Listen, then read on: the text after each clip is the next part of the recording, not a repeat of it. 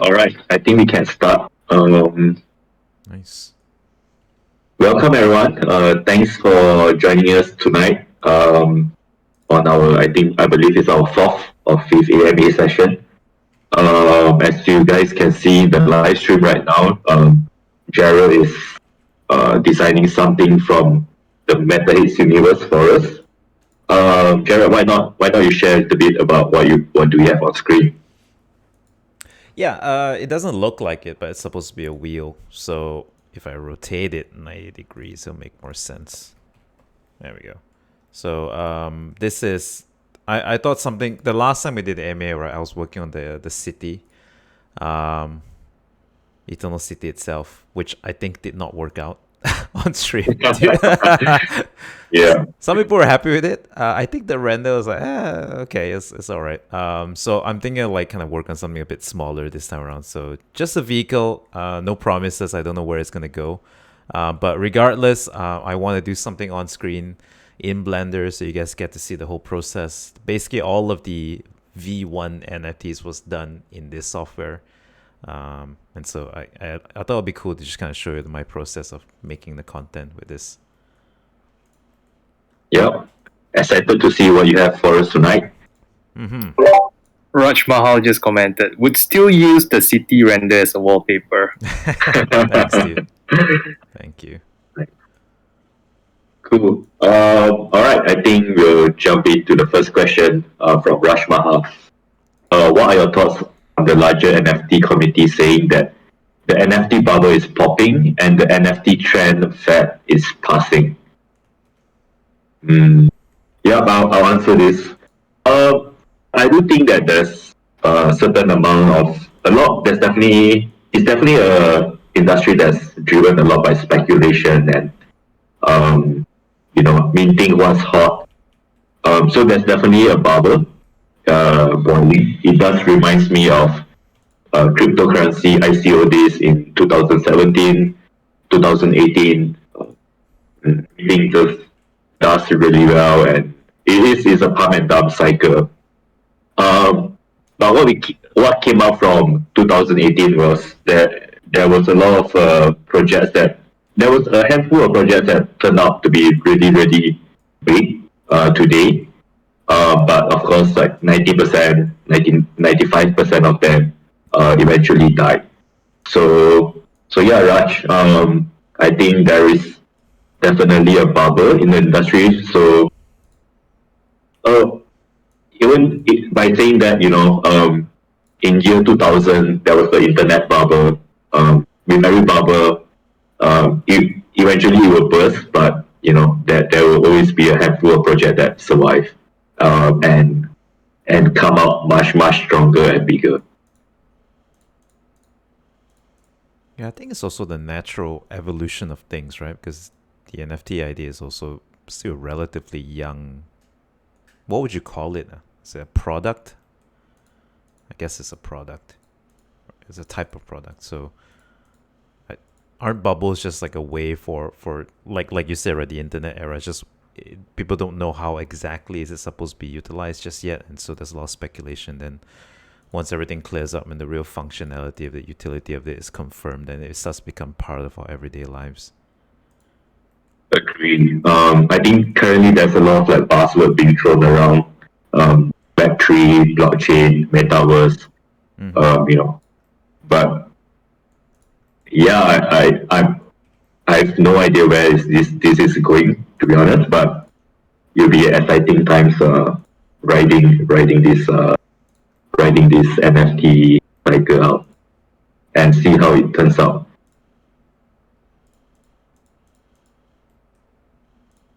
Cool. Victor Duck asks, what's the upcoming plan on marketing? I think for marketing, we are focusing mainly on Lady M at the moment. I know there's a lot of demand for more marketing, but I do believe that Lady M will serve as a good ambassador for our brand. Grim, you were saying something. Yeah, I was about to add. I think for marketing wise, besides Lady M, which the team is like full force on, I have been doing my bouts, going around, meeting new creators of new NFT projects. I think some of you did complain about me being on another project, but I gotta confess here, I did not do much on the floppy project. I mainly had coffee with the creators, and I just gave them a push, and that was it. So my point of going around and meeting the different creators who wants to get onto the NFT platform, and these are artists I would say some I've looked up to since I was a kid. We've got OG comic artists. We've got artists just like Jarold who worked on AAA games. We've got artists who worked for DreamWorks. We've got artists who are in Bandai and so on and so forth. So I see potential, not so much on me like going about and not spending time growing MetalHeads. MetalHeads will always be my baby. I mean our baby, and more so it's Jarold's baby. I'm just like sharing his baby. and, I want to see where this and how far this analogy can go, man. Let's just keep going the baby thing. It's a weird ass baby in my mind now. I mean, in the last year, someone asked, like, will there be a baby MetalHeads? Like, Yes, that would be. Someone did ask for it. yeah. So rest assured, guys, I'm not like leaving MetalHeads around and just jumping on board new, fresh projects. I'm going out there, making connection, and I would say, given how it has been the NFT space, no project will grow very far alone. I think majority post reveal there'll be a dip in terms of activity on their Discord, and I've observed some whereby they've come together with some friends, and there's several NFT projects on that, and that is what I am working towards. You guys are the first to hear it. I dare not put out the name yet. We have just last week purchased the domain for that collective, and safe to say, you guys who are here, I'm planning to give you guys just exclusive access to it first, and once it's ready, for sure, when you enter, there's an auto whitelist for MetalHeads Genesis holder. And also, at current count, we have at least 8 projects that confirm to be on the collective. And given that MetalHead holders will be sort of the first one on board this ship, the analogy is as is. I'm trying to like pull back information. Yeah. Get it. So I'm picking my words correctly. If not, you guys will shoot me. It's like, oh, you promised this, but it's very soon. It's very, very soon. I am working full force on it. I've got our sexy show to help me out on the side to build this amazing community, and we've got very amazing artists, which I think some Jarold is who are friends with as well. Yeah, so look out for that, and I believe that would definitely boost in terms of marketing and all those projects, upcoming projects that's going to be launched, agreed to sort of share the Discord space. So that way we get a lot of new members in as well, a lot of activity, a lot of events, and I would say, being the original MetalHead holders, you guys are in for a good one for sure. And we're still discussing how to build that in line with our can we say V2? Am I allowed to say V2? Yeah, and Lady M's gonna be very exciting. She's like gonna be like the person we go to for our news on Eternal City, and I'm even thinking of like doing shows for NFT whereby we could push projects out even easier. Yeah, so there's a mix. Yeah, I think that's all from me. I think that's quite a bit. Yeah, that's a good update from Dream.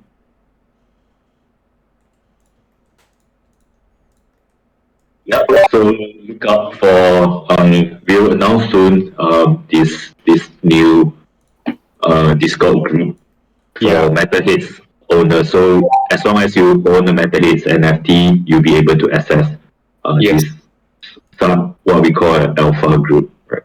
Yeah. It's alpha, but there is projects launching in it straight away. So sort of like semi-alpha. Okay. Next question is from Bzz. Is his question is updates on special airdrop via Polygon network for pre-sale one owners. Okay, I'll take this. I think BZZ what we promised was definitely a V2, right? So I think along the way we have changed our V2 concept a couple of times. Initially, why we mentioned a separate network from Ethereum was because when we launched the project, Ethereum fees was like at a ridiculous price, right? So we were looking at Polygon network as alternative. And then V2 kind of evolved into our game utility. So now the game has been put on hold, but we already have started the work on the art assets. So we are definitely still planning out how to launch the V2. But rest assured that whatever we are designing, the Genesis holder will definitely get a free mint. Nice. Yeah. So instead of a Polygon drop, you're getting V2 for free if you're holding to the first MetalHeads. Jarold, do you want to share what you have in mind for V2? Yeah, I mean I guess we've been kind of teasing some early WIPs, right? One of the benefits now of I guess where I wanted to take MetalHeads was to bring on board some additional professional help, and that's kind of like bringing on board writer, bringing on board extra artists to help me out, and I think we can start to flesh things out with a little bit more detail. And one of the areas I really wanted to look into was world building for Eternal City. So I had some initial ideas, but to be honest, like right now, because I'm literally knee deep with meetings with the writer, creative writer at the moment to try and like really put everything clearly into writing. So I've kind of put certain ideas I had on ice and also bringing on board some new, better fleshed out ideas.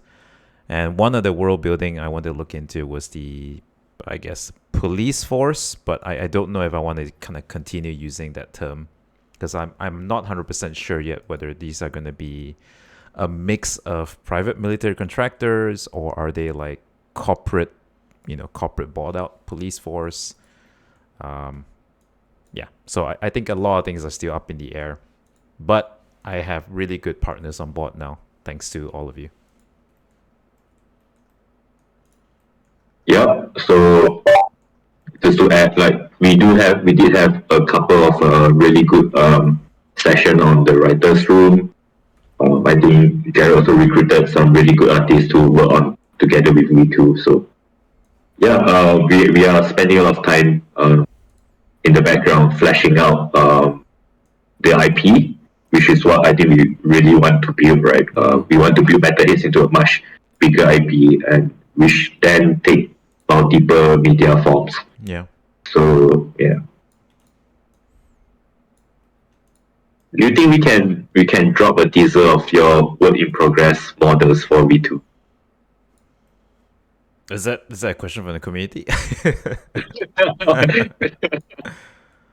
One question for you, Jared. Oh, I see. Well, yeah.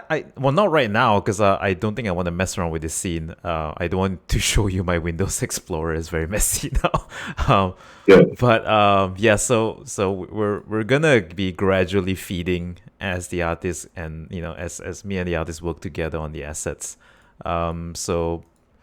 But I think like the last time, right, in our V1, it was very much like me solo, and when you do stuff solo, you tend to be you only tend to show it when it's done. And that tends to result in very, very sporadic updates. But now that I have like, two extra people helping me out, I want to show you guys also. I wouldn't say they're like fully approved by me, but I think like they give you a glimpse of how things are coming along.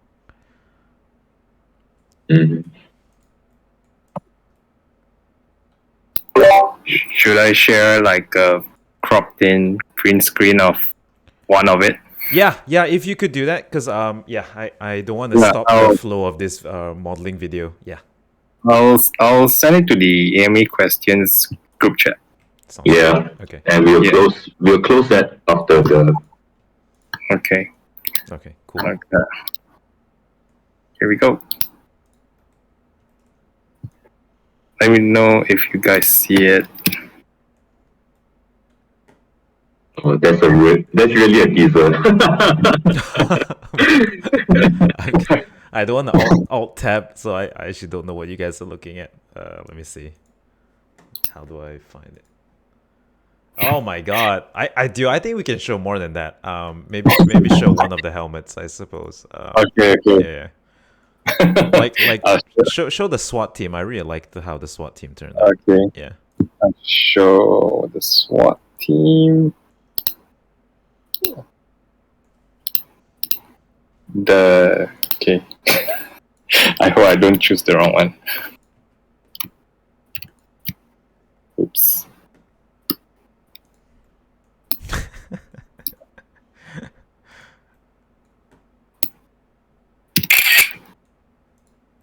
Mutalog, thanks for coming out, dude. My bro. Appreciate the Yeah, bro. familiar name. Yeah. Bro, time to come back to Malaysia. I don't know. Like, to be honest, maybe it's better to stay there. We should go there. I actually want to go to Singapore. I do kind of miss Singapore a bit. More teasers. Ooh. Yeah, there we go. Okay. So that's just to give you guys some context as well. I've been playing a lot of Halo Infinite as well as my artist. So forgive us if there's a little bit too much. I have a feeling there might be too much Halo Infinite in this at the moment. So that's why we're still working on it. Nice. Anyway, to all that join us, we'll be doing a raffle for MetalHeads figurine. Yes, we still have leftovers MetalHead figurine, limited edition as well to be given away. So stick around. Right. I will jump on the next question. Mhm. So next question is, what is the current progress of the game, movies, animation mentioned?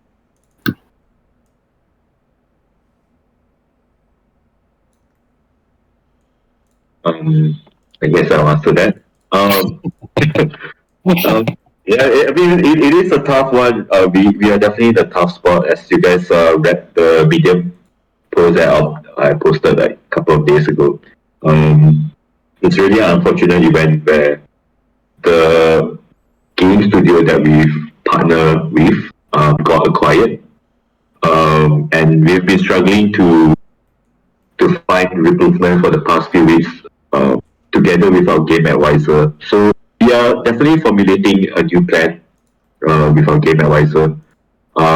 We don't really want to rush.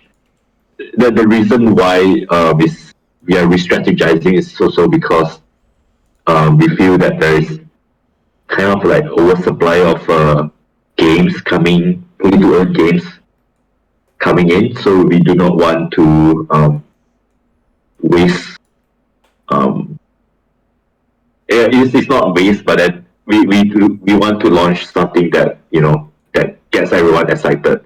With the delay, we are very worried, but we are still formulating a plan together with our game advisor to figure out a plan on how do we go about it. Yeah. Sorry, you got anything to add? No, just saying, yeah, like it was, I mean, to be honest, it was so frustrating because we put so much time into all of the discussions. There were so many. We had even mock-ups of game documents, and it reached to a point where we were getting close to like, all right, like this could potentially be something that can be done within the budgets that we have, right? And also something that we could build on top from, because the game was always supposed to be a game V1, like a lighter version that we could build the frameworks of the missions, the mechanics, the currency system. And we had like so many long conversations playing out the balance of it, like how do you customize the characters and everything. And yeah, and then when someone wants to break up with you, you kind of have that call. They kind of say, "Can we talk?" It was literally exactly like that. And yeah, and it's also like it's not you, it's me. I just found like a really much more wealthy partner who can fund a lot of things and all of my so we're like, yeah, and it was like one of those, like, it was bittersweet because the developers were very nice. They felt very, very bad as well because they kind of said they're going to do this with us. And yeah, so. Yeah. So tough thought. We definitely owe you guys an answer for this one. We'll build a plan and hopefully update you guys as soon as possible. Yeah.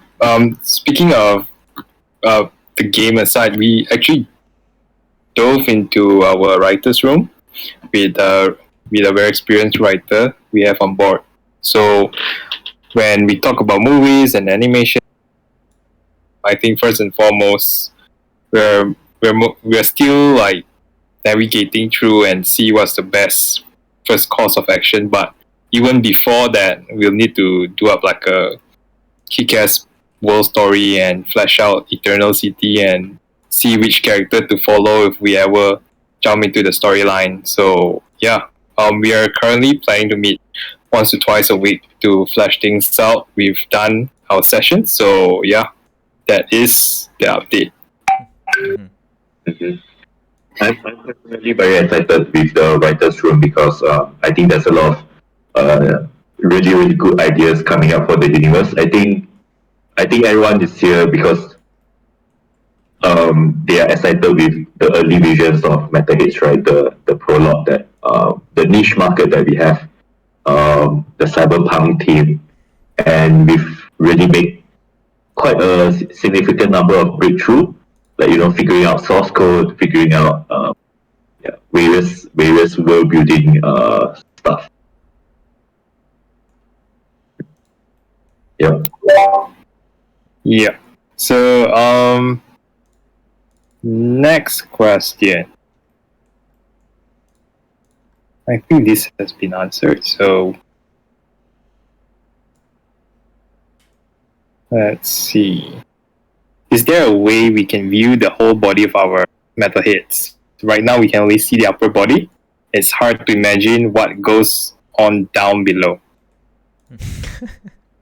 Yeah, someone for Caesar Sisters, right, to increase the value.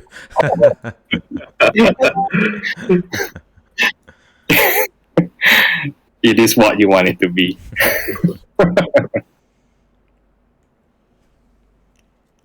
I was hoping for the game to.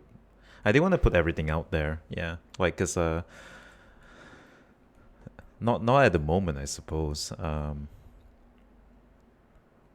But that originally that was where all of the comic books, the other things that we wanted to do to come in, and so the other thing I felt that it was easy to establish like the upper body because that was like the core, right? And I think as I started to have more sit downs in the writing room, I realized that we had to answer some fundamental questions about the augments a bit better before we start doing that.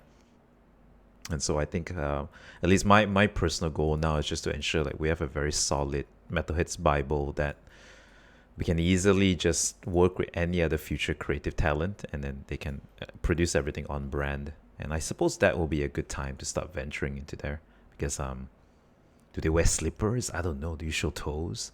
It always opens up a lot of questions when it comes to like things like that. I know toes can sell sometimes, right? Like there's a very dedicated market towards toes. So. There are, yeah.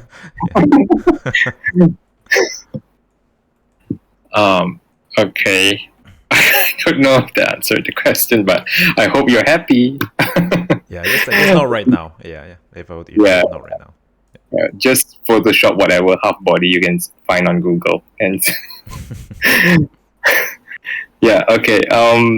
Joseph Germani asked, since the video game development is on hold, what's the next immediate focus other than the VTuber skin? I think you came in slightly late, so what we've shared so far is that we jumped into the writer's room to flesh out the world and the storyline, and also I've been going around finding different upcoming NFT creators to be on one Discord as one collective.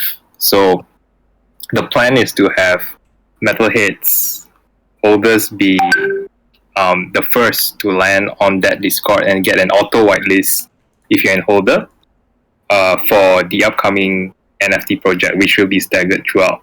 As we speak, we have about 8 projects confirmed. In terms of when the collective will be launched, I will be sharing more details soon, very soon. Next, Redom Daimyo.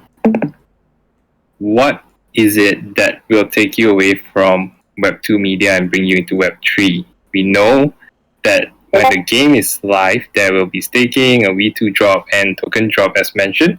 But how do you plan to bring value to holders via the graphic novels and anime? Will there be licensing for our MetalHeads? Yeah, I think this is a very tricky one. What I was thinking of, because with games, I think the utility is a lot clearer, right? But with graphic novels, anime, so on, it's harder to bring back value to NFT holders without really making it a security token, right? And we do not want to go down the path of a security token. Security token is basically when there's a profit sharing, and then once you are a security token, you are categorized under you are categorized as a security. You will be regulated by SEC and so on. And even OpenSea would delist projects that has any security element, right? But what I was thinking, right? I mean, if the IP was to really take off, and we do get constant revenue from that, I was thinking that maybe some of the royalties can be put into a DAO that is controlled by the Genesis NFT holders, right? So I think that's something that we are exploring, but we are definitely looking to give back value or reward our Genesis NFT holders, whether it's like limited merchandise, special art book, limited series novels, or but I think the part that will be really interesting is to have a pool of profit, the royalties from these various media, being flowed into a DAO, and the DAO is controlled by the NFT holders. Yep, I hope I answered that question. Yeah, thanks for that. And let's see. The rewards for holding NFTs still talk about the 112 drop. In fact, and can utilities be updated so we can see and refer to easily? Was this question answered in your previous answer? Yeah. Sort of related. Yeah, I'll update it. Yeah. The question is. Yeah, and I think, do you plan on keeping the community more updated on any potential issues in the future so that we can try to help or make suggestions, maybe through the Discord with support tickets or a questionnaire community would? That is a not bad suggestion. Yeah. Yeah. It is not bad suggestion. It's actually really, really, really thoughtful. Yeah. Thanks for that, Radom. I think NFT projects are really not just us. We can only do so much, so every suggestion helps. I'm not sure how to actually set up that ticket system though, like to make it, like a reliable, trackable Yeah. thing. So that's probably something we have to look into. We shall. Okay. I'm just like going through the questions first before I ask them in case.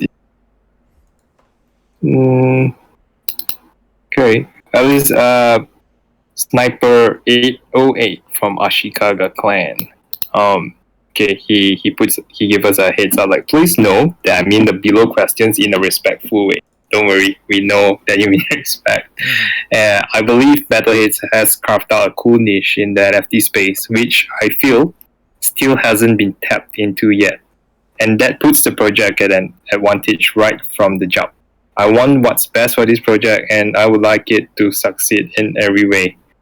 Thank you. And his first question, with the NFT and Web3 space moving so quickly, how will the team ensure MetalHeads becomes and remains relevant and be a project to keep an eye out on, especially during the building phases?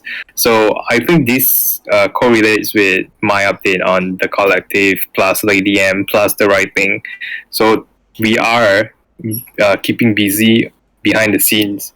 And while we've got Show and everyone else, the mods, and also eyes to keep things active on social media and Discord. The next question is the team consulting or seeking an advice in terms of re-strategizing or optimizing the project, the utilities planned, and future plans? Yeah, I think we are. I think we are constantly evolving. As to the first question, also like how do you stay relevant, right? I mean, I thought the virtual influencer VTuber is the best way remain relevant in the space while we build the IP. And in terms of consulting, we are always consulting with our advisors, game advisor, developers and so on. Yeah. Yeah, it's definitely multi-pronged at the moment, right? So Lady M is meant to be something that we can keep building on top of, and my focus is on expanding and making the universe much clearer, because I think I feel like the reason why I like the team that we have now is everyone has very, very specific expertise, and right now I think all of our efforts is just make sure like we're focused on all of those points. So each of them has like a different timeline. But yeah.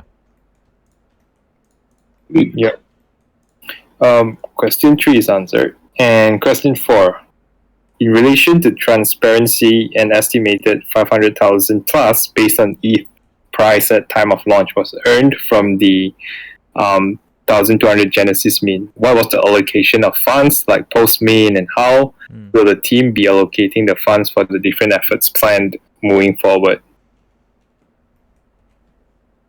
I guess I'll take that. Yes. The total sale was actually a little bit less than what he estimated, because there was there was 90 over NFTs minted to the treasury, and then there was the 112 drop. Minus that, I think it's actually we sold about 900 plus NFTs. Same with that. So I think we also didn't cash out everything. I think half of it is still in ETH, and I mean we are lucky. At least we converted half of it into USDT and keep our bank healthy for now. The other half, of course, we suffered. I think ETH has dropped like 50% since then. I mean, in hindsight, we definitely have cash out, but being an ETH believer, we would love to, always have some ETH in our treasury. The question is, how will we be allocating the funds? I think, the funds we do not have like a huge war chest, so we can't really splurge on multiple developments at the same time. A lot of the funds are used for payments. Developers, paying the artists, paying the writers. So that's the main focus for now. And of course, we also allocated funds to make sure that whatever we launch next to have a proper marketing, to hire, to engage with bigger agencies to build a partnership and so on.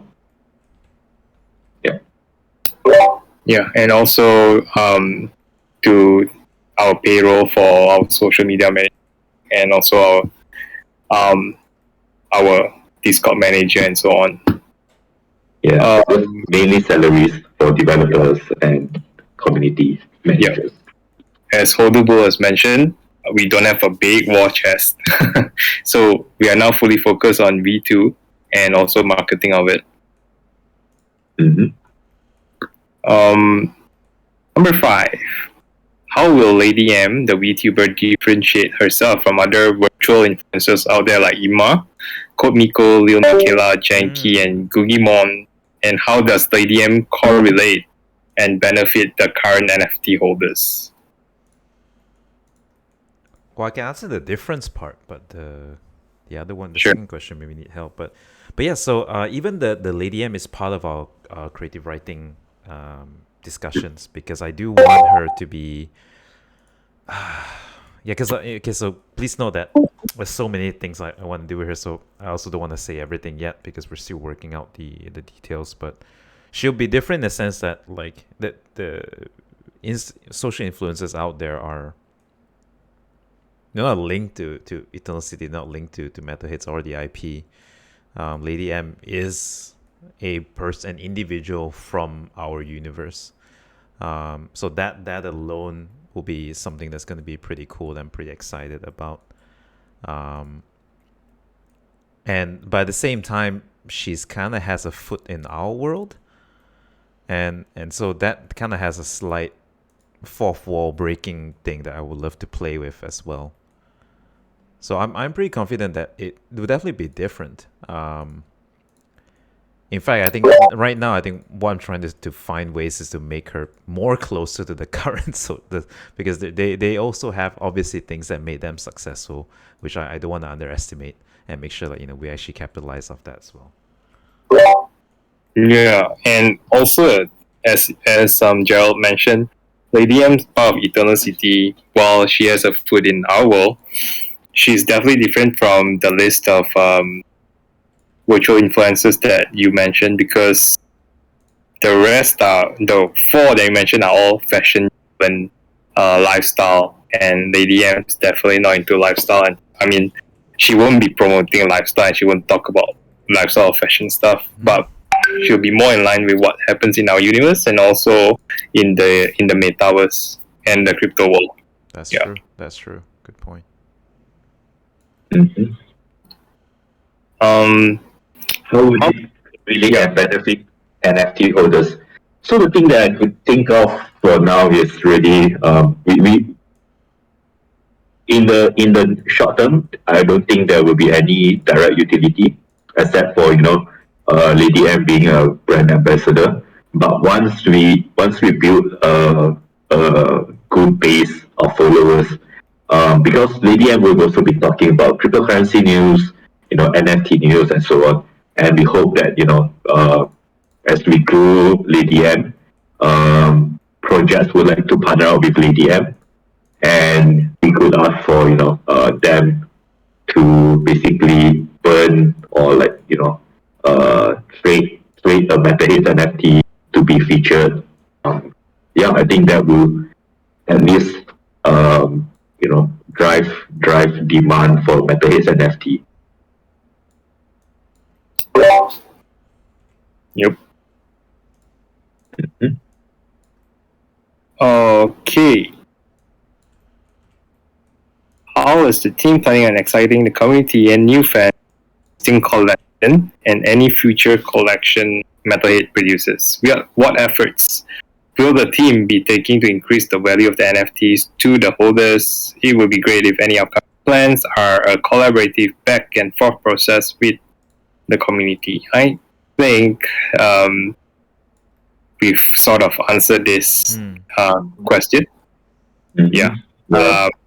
To Sniper 808, if you have a different angle, do type it out. We'll try to answer. And your last question is, while the team figures out the game aspect, how will team ensure interest to increase to much higher level than pre-launch of Gen 1 and tactfully induce FOMO? So I think this is also answered. And the plan to be part of that collective is huge. So stay tuned for that. And he ends his questions with metal is still better than flesh. God bless you. God bless you. Thanks. All right. By the way, for those that are listening, I've just created a giveaway board in the chat room, AMA questions. So it only lasts for 5 minutes, and yeah, please do join it. Go. Okay. If the ECPD exists, then naturally there should be a governing body for Eternal City, right? If so, do you see the government being 7th faction? The government being, sorry, what? 7th question? The 7th faction. Oh. Faction. Well, but in my mind, this was supposed to be like a game and a story. Do you want to play as the government? I just think it's not as fun. I wouldn't say they're a faction. No. Yeah. Like I think like in most of the way of looking at this IP is very much steered onto that the gang relationship with the source. I definitely want relationships between bureaucracy and, let's say, higher tier level gang members and those who have a longer heritage in the city. But who knows, man? Maybe that's like the next big thing, like just being a government office simulator. I don't know if that's. I've been wrong on every kind of new big thing so far. So. But yeah, I guess stay tuned, and probably not the 7th if it ever pops up, because there should be more even before that. Would members be able to get some writing tips off the back of the fan submissions from the writer that helped judge them? If I'm getting this question correctly, it means does it mean that you guys want to upgrade your writing skills, so you guys want some feedback based off what you guys submitted? Or is that your question?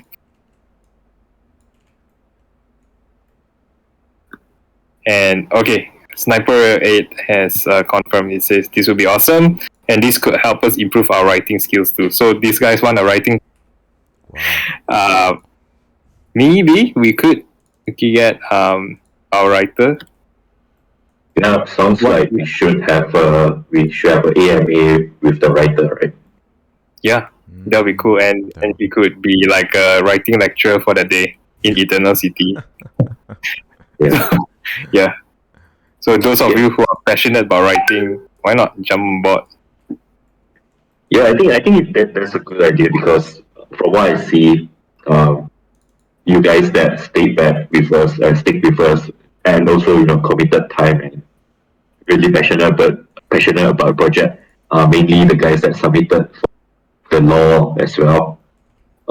Basically a bunch of writers. So yeah, we if this is what the committee wants, then we'll focus some effort on it to continue this. Yeah, and maybe what I could do now is straight up I could send in like YouTube links which I watch to improve my writing. Actually, I watch a lot of writing videos, film writing especially. So maybe that might help. Mm-hmm. And yeah, I think there's no more questions. If you guys got any more, feel free to share it. If not, you guys can continue staring at Jarold's current work in progress. Looks like I don't know. What does it look like to you guys?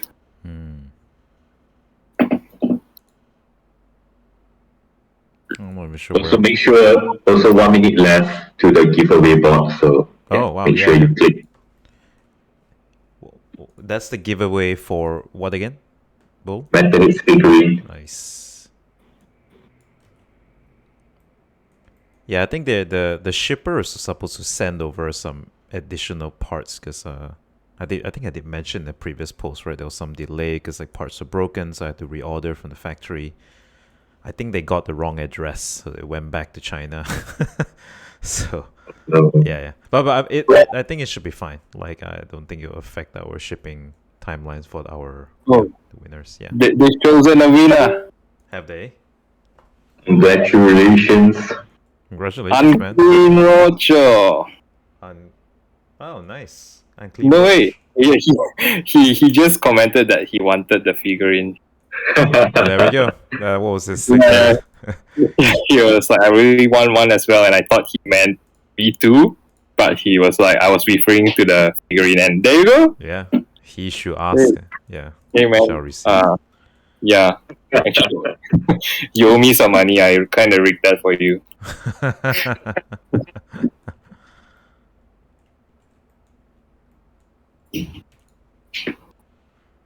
Yeah, Jared, why not show us what you have? Maybe talk a little bit about your design. Yeah, I mean, so this is my process of like brainstorming. I'm brainstorming with myself. But essentially, like how I started was just focus on the chassis of the vehicle. I was thinking of some kind of like urban use multi-personnel transport vehicle. So like that's why like when I did this, let me switch on my wireframe. I did block out the seating first, but it's a small group, so you have like maybe 4 senior ranking ones or maybe 2. There's the 2 drivers.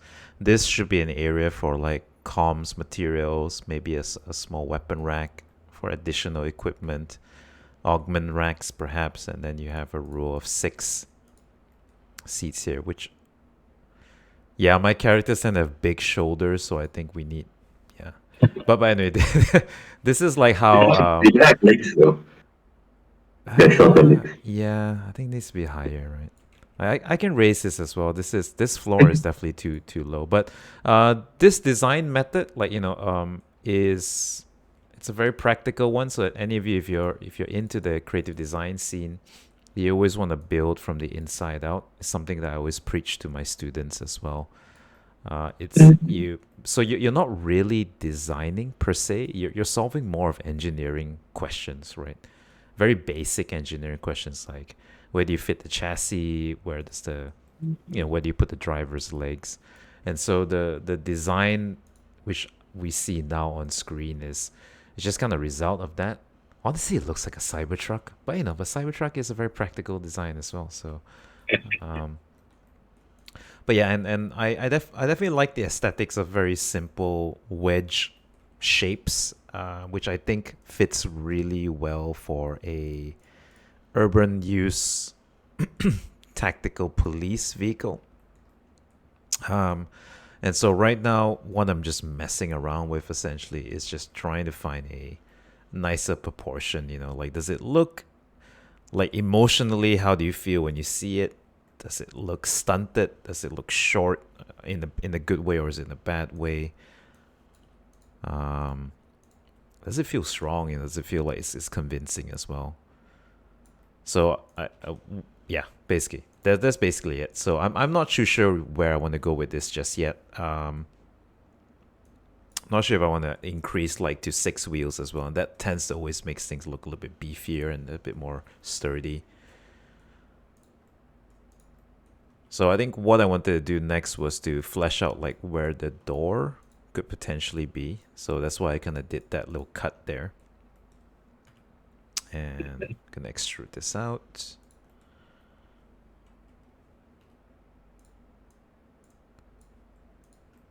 But yeah, this is basically where I'm at the moment.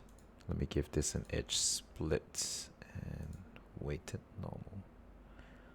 So it doesn't look like, so this is my setup with all the colorful stuff, but if I switch on to, with light and shadow, things tend to look a little bit better.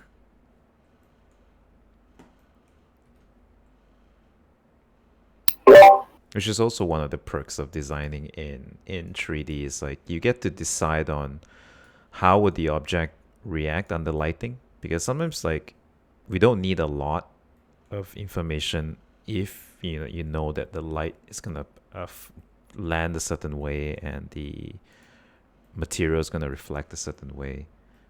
So I definitely wanted the wheels to be the standout element. That's why I went for the airless tires. It's something that could survive like gang-made IEDs or whatever, in the city streets. Mutalok said, for those who don't know, this is basically a transportation rig the current Metalheads team travels to work with on a daily basis. Yeah, it has terrible mileage. Yeah, terrible mileage. Oh, and to the guys who wanted the writing feedback, who wanted to get better at writing, I've shared two channels which I always return to. They're really good at breaking down films, and there's a lot of takeaway. And also, there's a really basic explanation on using Dan Harmon. If you don't know Dan Harmon, circle. Yeah. So he has very good. Using this circle as for starters would definitely help with your writing, because there's a certain flow and structure to it, rather than just going at it. So it's not a must to always follow this, but it helps for starters. Yeah. So enjoy. Do you have a favorite writer, Grim? Me? It's like one of those "what's your favorite movie" kind of question. I think in terms of book wise, okay, let's start with manga since I read a lot of manga. 20th Century Boys. What's his name again? What is his name? Shit, I can't remember. Yeah. Let me just Google it now. Yes, Naoki Urasawa. His works, this guy is just crazy lah. It's manga, but it's just so deep. And yeah, and Radom commented, Neil Gaiman, Brian Azzarello, Alan Moore, Frank. Agree. Yeah. Murakami as well, if you're going there. He written some very kick-ass films last year.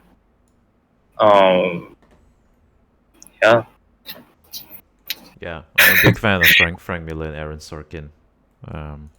You guys are calling out some of my favorites. Yeah. Sorkin's just filled with dialogues, right? It's just like machine gun of dialogues. Yeah. And he has. I saw someone compile all of his things, from The West Wing to what was the other TV series that he did. Basically, he has a brand, right? And also Newsroom?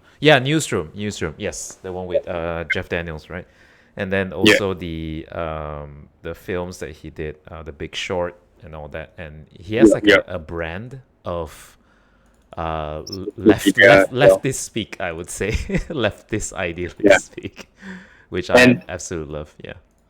And if I remember correctly, he's also a director who, if he wrote the script, he would want the talent to follow word for word. So it's like you gotta be damn good at acting and memorizing scripts lah. especially with his work. Mm. I think Molly's game was him also, if I'm not wrong. Molly? Molly's game. Let me just Okay. double check that.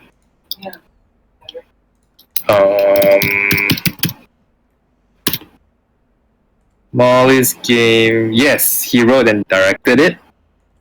It's based on a true story whereby this girl hosts private illegal poker game nights, and there's actually a player they call Mr. X, because they don't want to sort of shame the actual person, but someone revealed straight away that the actual person is actually Tobey Maguire. So in real life, he's like quite rude. If you watch the movie, you see Player X really, he's like next level asshole. And that is actually Tobey Maguire in. Yes, that's actually Tobey Maguire, but they got that Scott Pilgrim actor to act as. Oh, gotcha. Tobey Maguire. Yeah. Perfect. Yeah. Michael Cera. Yes, that's him. Yeah. If you want someone to play like an asshole, Tobey Maguire is a good cast. But yes, but I guess he's like that in real life. That's okay. Tobey Maguire appeared in Spider-Man. Oh, he's the best person ever. Yeah, and then his image is saved again.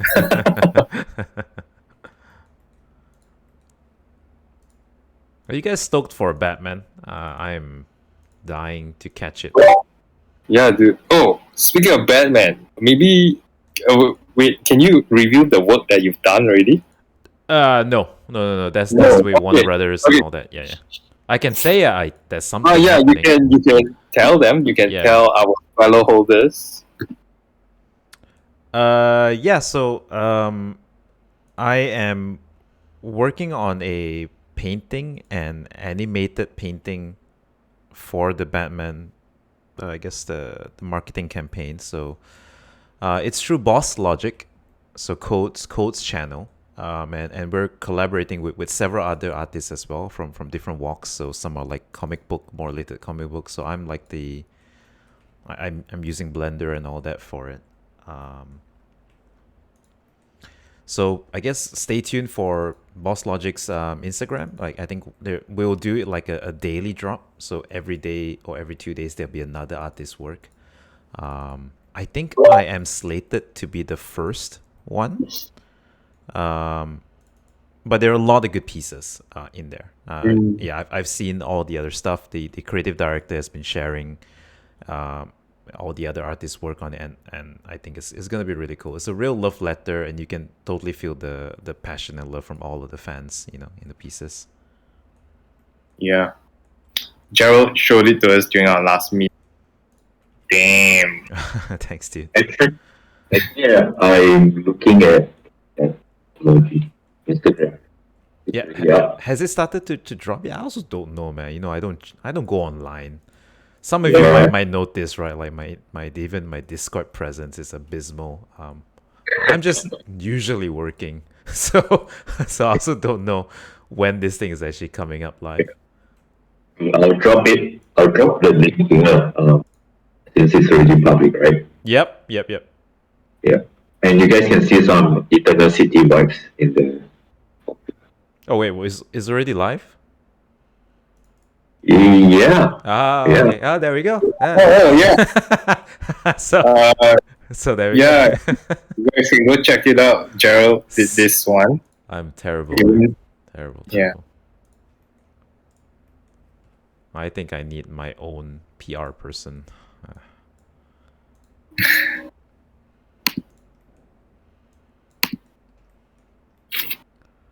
Yep.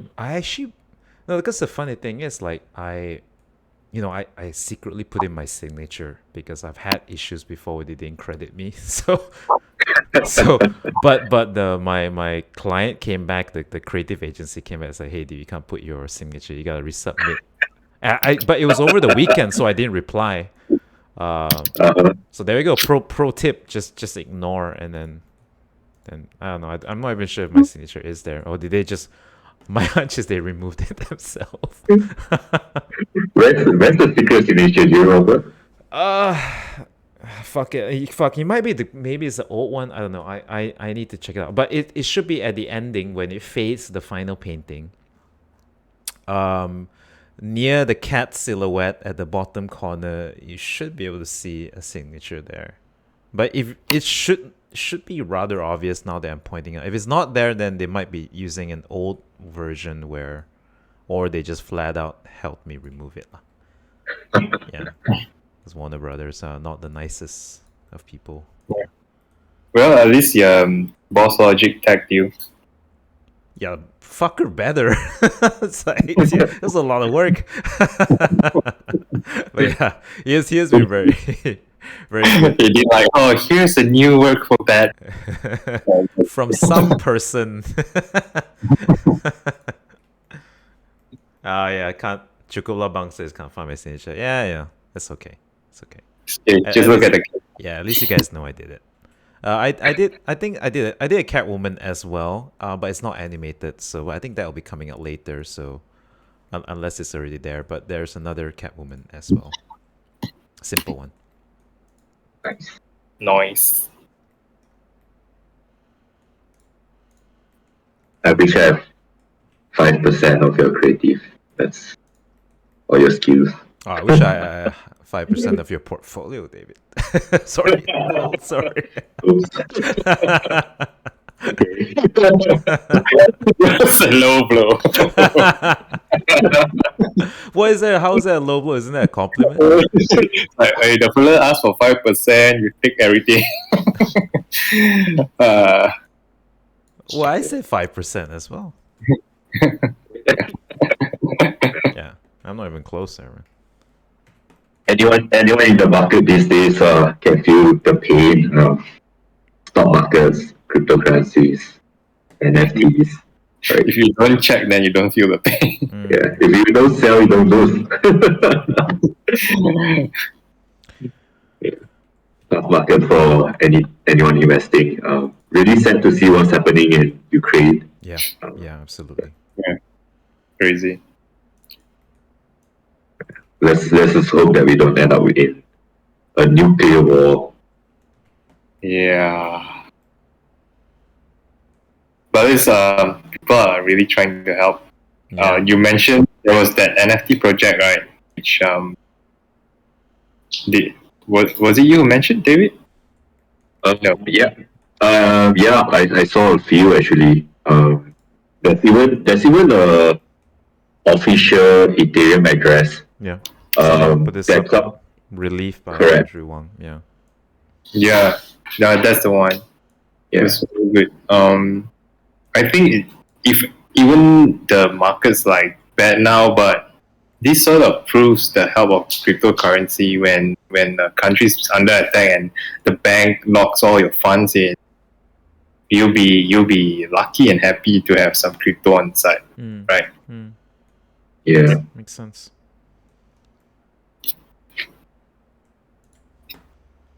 On the day the attack happens, I think he was saying that cryptocurrency in Ukraine was trading at a very high premium, right? Because that's the easiest money that you can pack up and walk away with. Someone asked if real name David. Someone mentioned David. It's time to dox your name. I don't know. Are you David? Am I David? Or is HODLBULL David? Or is Jarold David? One of us is.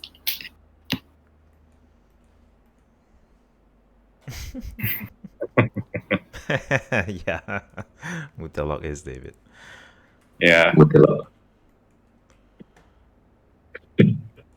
Right. But there's some really like cyberpunky thing happening as well. Like Elon Musk is launching the satellites right over Ukraine to kind of give them basically what do you call it? Unhindered internet access. So they're not relying on the standard satellite links. Interesting. Yeah, like that headline is pretty cool. Like tech billionaire sends over satellites. Like it's like, oh, what a cool climate. Yeah. I just remember he tried to help with the cave rescue in Thailand as well, right? Oh, that was, but that was kind of lame. Yeah. That was a complete PR disaster. Yeah, exactly. And then he said his design couldn't work. Yep. The divers like shat on it, and he started calling the divers like pedophile. And That one is have you seen the film the Netflix thing Don't Look Up? yeah. That felt like genuinely that moment where it's the totally oblivious of like actual reality. Yeah. So. Yeah. But it's like I thought the satellites like make sense because they already have the satellites and they're not trying to make something new. It's just like it's doing just what it's supposed to do. Yeah. Yeah. Man, that film was depressing, man. Because it's like so true to real life, even though it's like it's meant to be. Some people like laugh and you're crying at the end of the show. Yeah, I loved it. I really had a good time watching it. Yeah. Yeah. I love the like Chris Evans cameo where his pin was like don't look neither up or down. It was trying to be like a very like I'm above this whole like political thing. Yeah.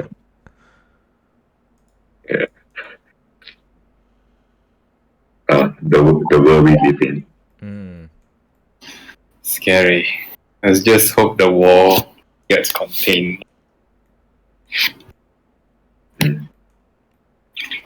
Oh, this is pretty sick. Maybe they could keep it rounder like that. Nice.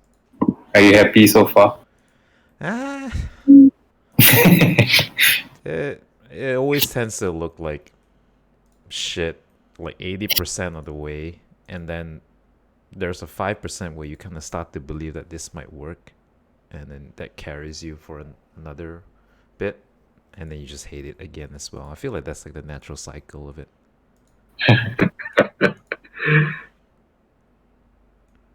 I'm very much like kind of let the marketplace decide as well. Like, I mean, if people think it's cool, then it's like, oh, all right.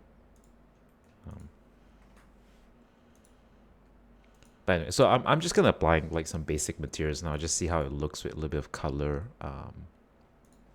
Kind of keep it like just a standard tactical gray, and maybe play with some different reflectivities for the glass pieces here. So I'm using Extreme PBR for this very lovely add-on in Blender, because you can kind of just say you want a certain kind of reflective metal, or I just kind of pick from the library.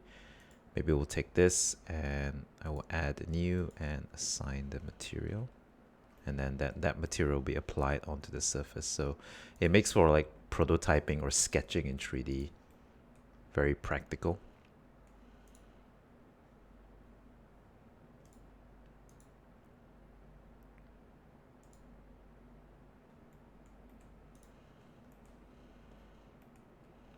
As some of you might realize that Jarold is not drinking his whiskey today, so I don't know if that slows him down or. I think so, man. I think I'm thinking a bit more. I'm second guessing a bit more as well. Yeah, that's my kryptonite, man. Soberness.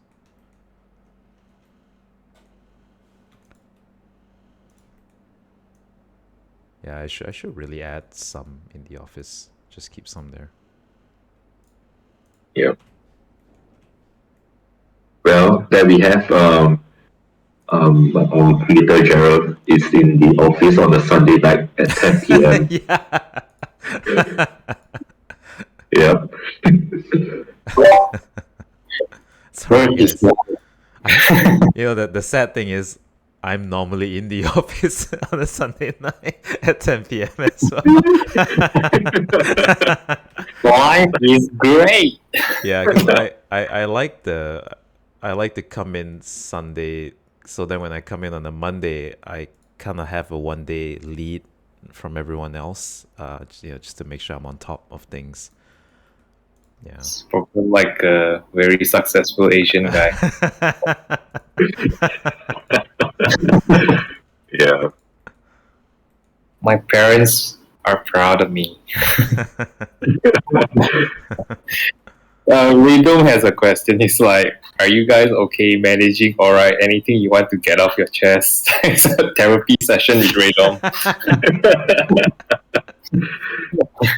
Have you heard what is there such a recurring theme that everyone is talking about my drink options?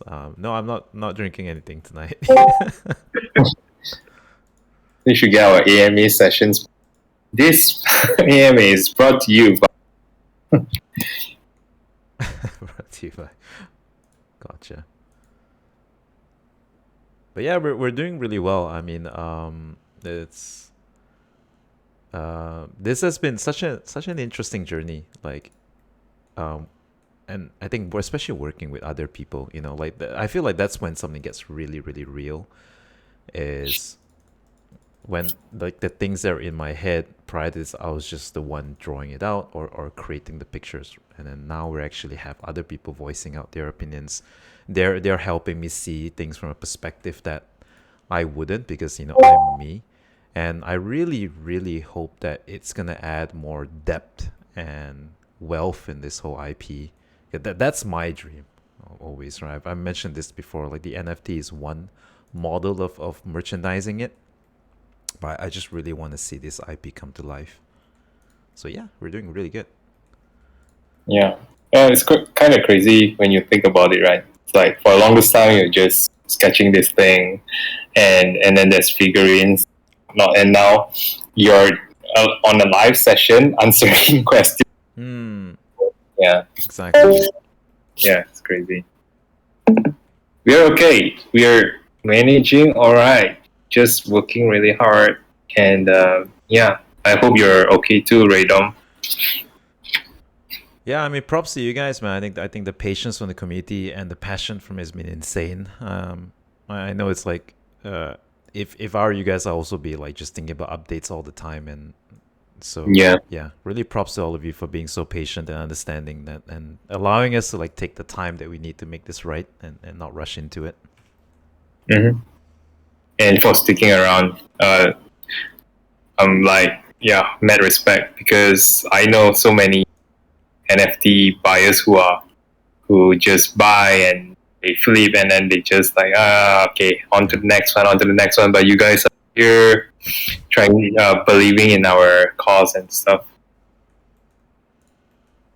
Yeah, someone said like we should collaborate with a neck oil. Neck oil is it like the one if you get a sore neck? Is that what you're saying? Or is this like for a door hinge? Neck oil is beer, by the way. Oh, okay. Neck oil is beer? Like is this like Wait, a lingo? where are you from, Radom?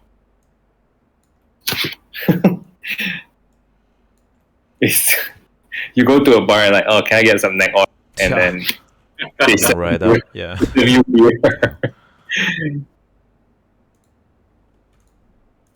So is it like I just say tiger Panadol. oil? I know where you're from. Yeah, okay. Definitely from this region, like minimum. West Coast would say neck like oil. aspirin or something.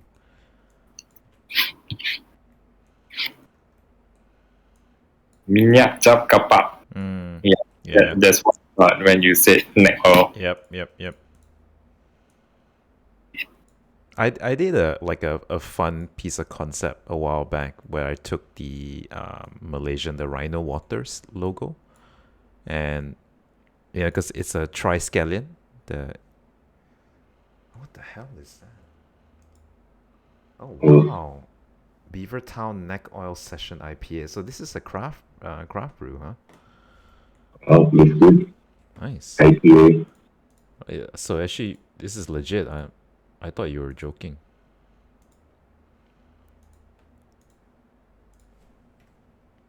It's delicious.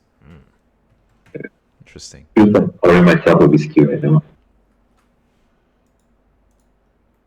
Your what, Bull? The childhood whiskey?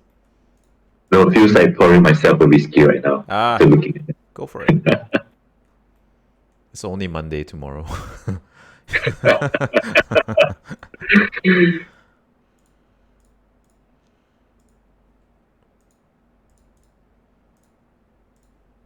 So I think, yeah, what I'll do, I want to quickly add some materials, and then at least you guys get to see something that's a little bit more presentable towards the end.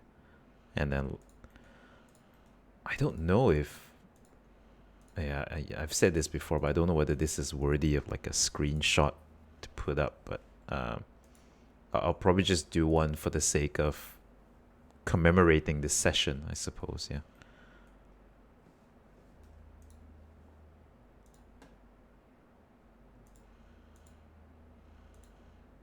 But the rest of you though, like both of you, like Grim, you don't drink often, do you? I have bottle of gin and red wine at home. Are you- Not, I'm not like a, I don't have like a manly man drink. Oh, gin's pretty manly, I think. Yeah. It's pretty much. I guess so. Well, yeah, but not always, not frequent. I have started to really, really love an old fashioned. Like so, anytime I head to a bar, like that's the one I'll order. I find it like super delicious. Mutalok just shared your rhino water art. Thank you. Yeah, it still like kind of sparks like conversation on socials, like, and a lot of people say it's like a Dark Souls thing. And I was like, no, it's when you're heaty, you drink some. and to non-Malaysians or Singaporeans, I don't think what hitty is. sorry. Yeah, yes. We believe that when you don't drink enough water, there's too much heat in your body, so you get heaty. Which until today, I think I try explaining to an American friend for like the past 5 years, and he still doesn't get it. It's like, oh, heaty! You like try to make a joke out. Yeah. Oh yeah, and our local comedian Jason did a Netflix special, and yeah, you can check it out on Netflix. And he did mention heaty. Yeah. I love that episode. It's like, Yeah. Every single disease in the world is associated to being heaty. Heaty. Yeah, you can blame it. Yeah, like it's like the reason for every ailments, right? Yeah. I have fever because I'm heaty. Yeah. But it is because you're heaty as well. Like, I have to say, like I'm a quite.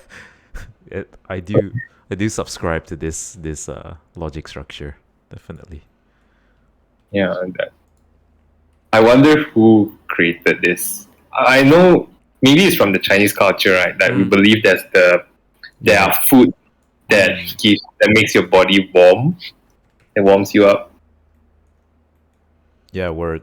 Yeah, and it's like not the temperature, right? But like the chi properties of said food. Yeah, which is very interesting. Yeah.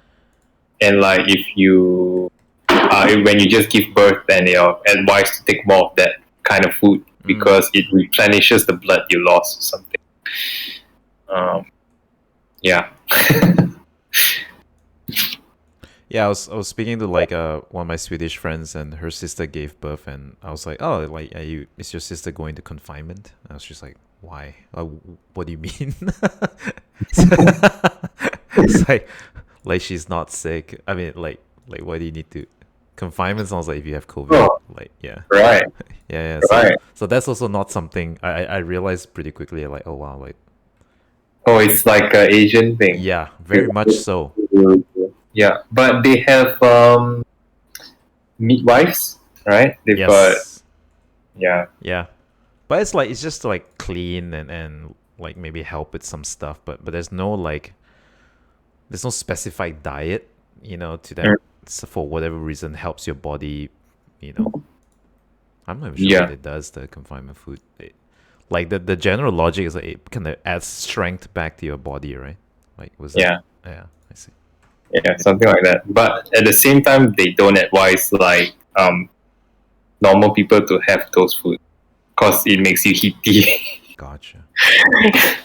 Oh yeah, by the way, Sniper 808. Yeah, thanks so much for hopping in. It's always fun to have like these AMAs, and thank you for your time. Yeah, thanks for all the questions. Yeah. Stay safe. Okay, I'm gonna set my camera. Increase my clip, and yeah, starts fine.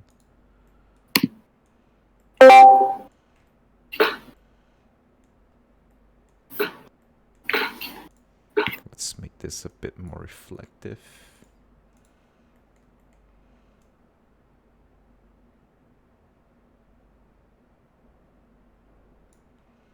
Oh, you know what? I can actually turn this to glass because I have seats inside.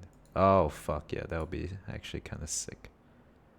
Glass is here. Glass easy. And you can't really see much now because if you want to see what's behind the glass, you actually need light. So we're gonna add a light here.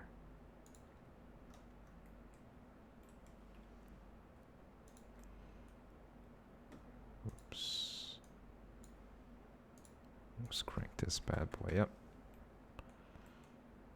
And we'll change the index ratio of my glass.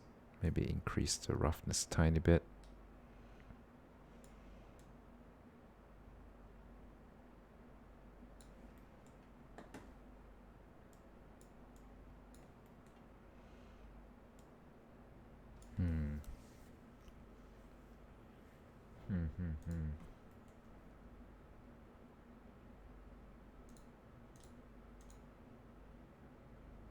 Yo, I'm just talking to myself though. It looks like there's a lot of science behind this program. Oh yeah. If it's 3D, yes, because the language of like refraction rates, right? So index of refractions, it is a science term. So it's better if you understand the logic of it. It always helps for sure. Oh, it's purple because you guys are purple, right? It's actually refracting the light.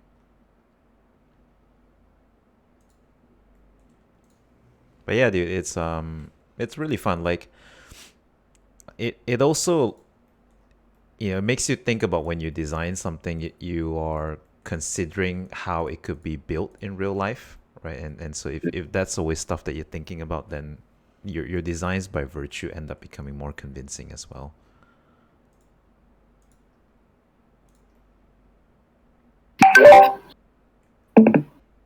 What would you say is the hardest piece you've made so far? There was a project, man. Like this was like during my time when I was working in the studio for someone else, and I had to design a Hello Kitty thing. Yeah. Yeah, dude. So I was like deep into Sanrio research because I'm passionate. Like if you give me a task, I want to do it right, and so Yeah. So I was like absorbing all the Sanrio stuff and just trying to understand like what's the whole point of this, and open-minded way, right? Like, Yeah. it was tough and it looked like shit, and you could see it, like, and even when we submitted it, like, it's like, yeah, it looks like shit. Yeah. Do you have it on anywhere? No, I did back up my old work. Is one of the things that I did not keep around. Yeah. I was very happy to get rid of it. Right. But I get what you mean, man. It totally goes off course what you're into. So yeah, it gets really tough. Like I'm so used to writing darker scripts and stories. And then last year there was a pitch for a show, and it was like for kids channel. and the brain just hung and it just stopped working. And so I imagine like you started absorbing watching all those kids shit, right? Just to kind of Just I mean, as creatives, we've got to keep an open mind, right? We cannot let our ego get in the way, and give it a chance. Just dove into it, but I did pitch for it, and then another one came where they want really super kids content, like we're talking Barney and the dinosaur. That one I rejected lah. Cannot. You had to draw a line somewhere. Yeah. Well, if you've absorbed Sunreal, I guess when people ask for pets and baby metalheads, it's not impossible. Yeah. Yeah, and you know, like I think what frustrated me is like I really do respect the brand, like like the Sunreal motto is so good. It's like small tiny gifts, like but big happiness. I think that was the Japanese motto, and it's such a clever phrase, and I was just bummed out, like, you know, I couldn't deliver a good thing, I suppose, no matter how hard I tried. Yeah. If Sunreal reached out again, would you? Yeah, you know what? I think I'm a bit. Yeah. I think so. I think I'll just be happy to like be part of it again. Like, it's like redemption. Yeah, because I was looking at like Murakami stuff. I was never really into Tokidoki, but when I saw Murakami's book, I was like, oh, okay, I get it. I get it now. Like, but Tokidoki not so much personally. Yeah. I see the difference. Yeah. Murakami's NFT, I think they did really well. Yeah, it's hard to find a Murakami thing that did not do well, almost. Right. It's hard to find when like street brands, when they come into the NFT space. I think now the next big one is Babe, and it's doing super well. Yep. It's all cheat code, man. We gotta find a hypebeast brand to join Metalheads. Yeah. It's that whole hypebeast culture, right? Yeah. And I think just yesterday I saw Bearbricks, but they gave the license to these guys who call themselves Hands Off. I don't know if you're familiar. So they have license to do just 1,000 piece of Bearbrick NFTs. I see. And these are actual, like, is it purely digital NFTs or is it coinciding with a physical product? I think there is a physical product attached. If I'm not wrong, they let the community design the Bearbrick, and the winning 1,000 will be the official pieces, which is quite cool. Nice. Yeah. Speaking of merch, actually, to you guys who are still online with us now, we were talking about merch, right? We were talking. We were just brainstorming on possibly art books and prints and whatnot. What we like to know, like, what would you guys look to getting in terms of merch for Metalheads? So if you have any idea, just share away.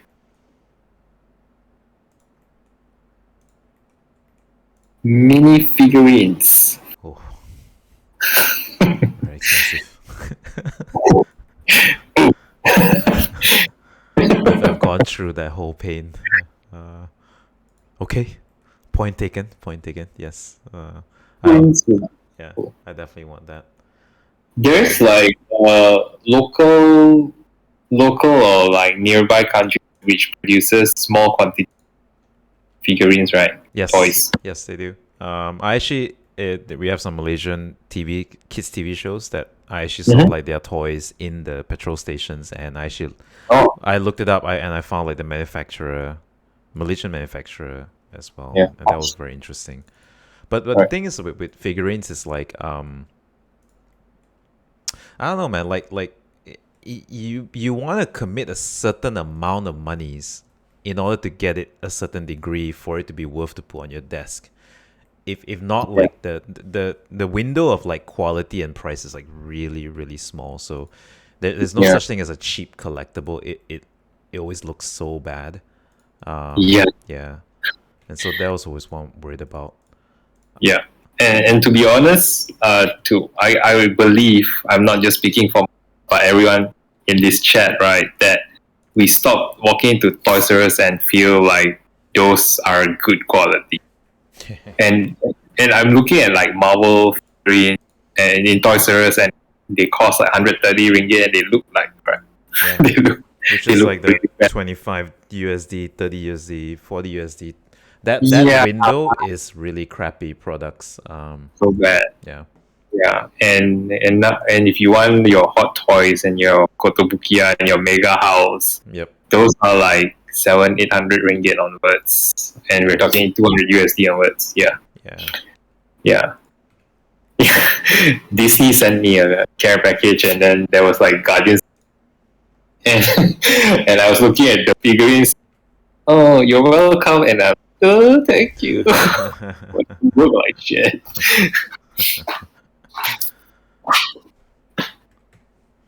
I was thinking more like I always like paper products, and I know it's maybe a bit dated, but even like really nice stickers, I still get a kick out of it when I buy a nice Razer product and I get super nice sticker packs. So Yeah, dude.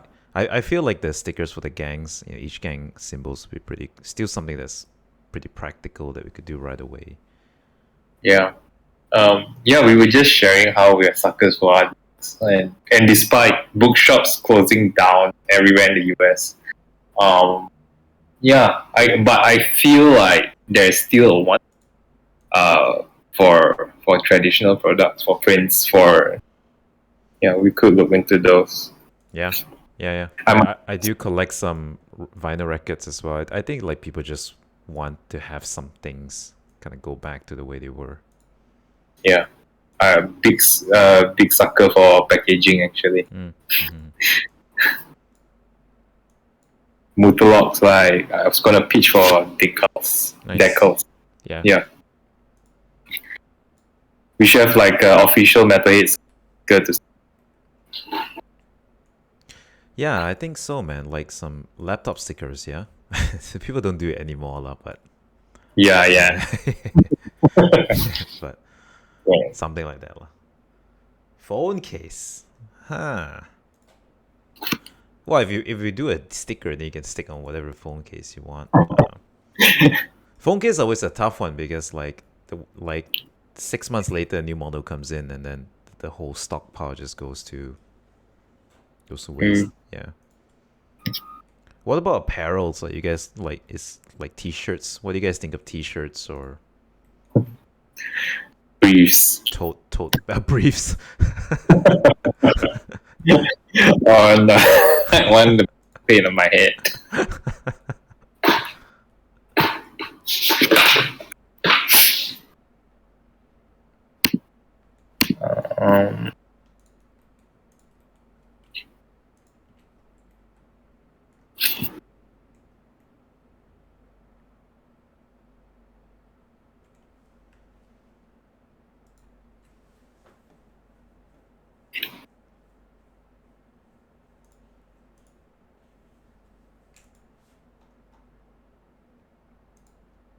I like how even after some time now, we still have For Show Clan going strong. I think we need Show to like share some pictures. Yeah, the simp industry is strong. The simp stock market. Super strong. Yeah. Anyone bought Irene Dow's NFT? Irene Dow, and there's the Miss Kui NFT. Wait, Miss Kui came out with an NFT? Yeah, it was vulgar, bro. you can see everything and like literally everything. So who is this Miss Hui? What is this? Yeah, Social like media. OnlyFans, famous from doing OnlyFans, and like yes, she just Oh, take her photos and make them into NFTs. wow. Yeah. And this is like a mature NFT. I mean, mature OnlyFans. This is like Yes. Like you see everything. skin products. Yes. Gotcha. All in. Fun fact, Miss Pri is the Malaysian girl with the most followers on Instagram. Oh, and it's a Malaysian as well. My goodness. Yeah, yeah. Wow. Yeah.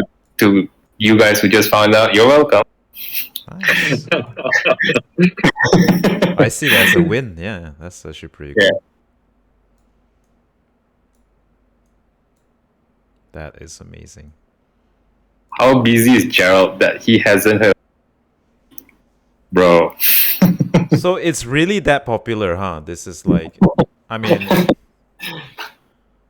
I know of Red Hongi because that It's the other spectrum.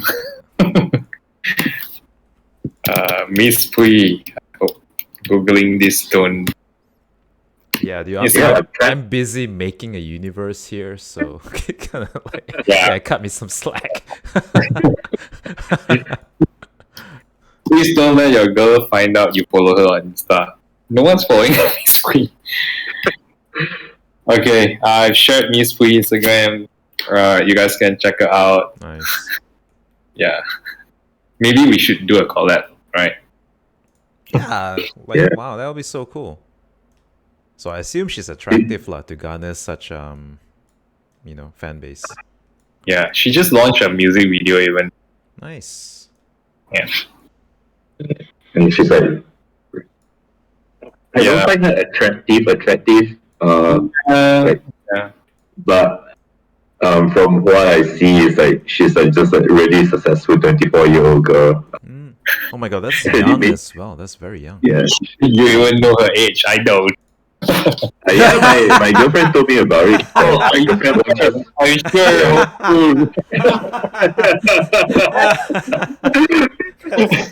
that's a good point. My mother texts me her age. It's like, you gotta get one of these.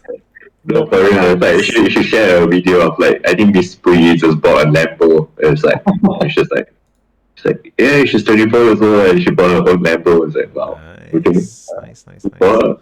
I think she was like showing off her house. Oh, I bought this house for 5 million ringgit, Mhm. and when they go in, the house is empty. She's like, "This is my sofa. It doesn't fit the house at all. It's just weird." Nice. But yeah, she's like she's been making some waves.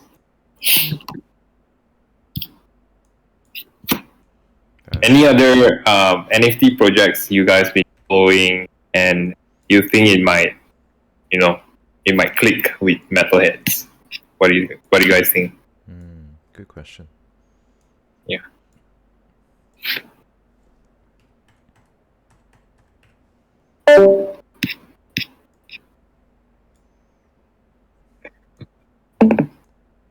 His OnlyFans account. Yeah, because my models are anatomically there is stuff underneath, because the scissor sisters, I mean, not for the men.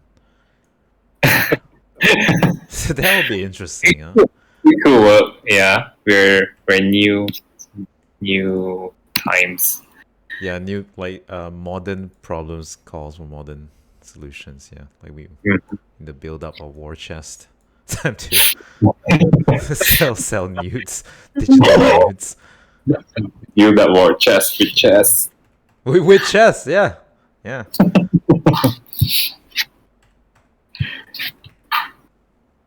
I wonder if they would allow a VTuber to join OnlyFans. Oh yeah, you're right. Yeah, it's probably not like yeah, You never know.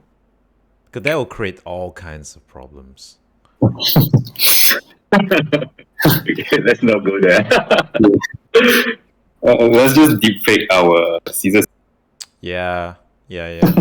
Yeah, to be really honest, like with the power of deepfake, right? Like that's a lot of this is very questionable, like who you're actually following, who you're actually listening to as well.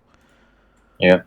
Or it could be so good that you just don't really care. Like this could be a person that their body would never degrade, right? Over time, they'll just be like this 24 Miss Pui forever. You know, that might be even actually a good thing. Or like all of the OnlyFans people would just scan their body and then just kind of keep selling the digital versions of themselves because they will just fade off, right, over time. Like just life will take its toll. That will be such a cool yeah. Looking forward to the Netflix documentary for that. Are you familiar with the tech for deep? Um, Only on the surface level, I understand how it works. Yeah, it's not a very difficult system as well. It's more about like the reservoir that you have for the algorithm to learn. So you need just a very good database. Yeah. But I'm following the Corridor Crew kids. I'm also following some of the other ones on social, like on YouTube, that like doing really good deepfakes. I think one person on even got hired by Disney, right, to do the recent Mandalorian deepfake for the young, For you? young Luke, yeah, Yeah. because Man, their version was so bad, and then the latest season, it got so good, because that was Yeah. when they brought him on it board. was like insanely good. Yeah, yeah. I know the last season when he appeared, everyone's like, Yeah, it's like Barbie Ken. Yeah. Yeah. That's the crazy thing, right? Like now even the homebrew VFX people are like just way better. Yeah. Everything's like that now. Like homebrew artists are better than production artists, and yeah, so on and so forth. Yeah. It's crazy when I saw him here, I was like, maybe he's not gonna move his lips when he talk. And then when he did, I was like, oh damn.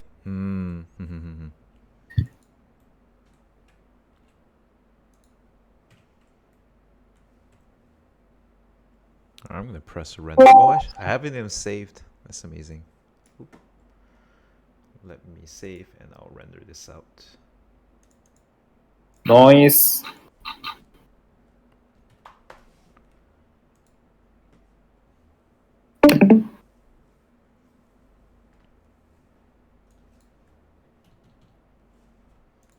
Anyone been to prison before or lockup? While we're on this topic, I mean, this theme of police and What should I ask? Maybe this question. Not yet. not yet. Told you.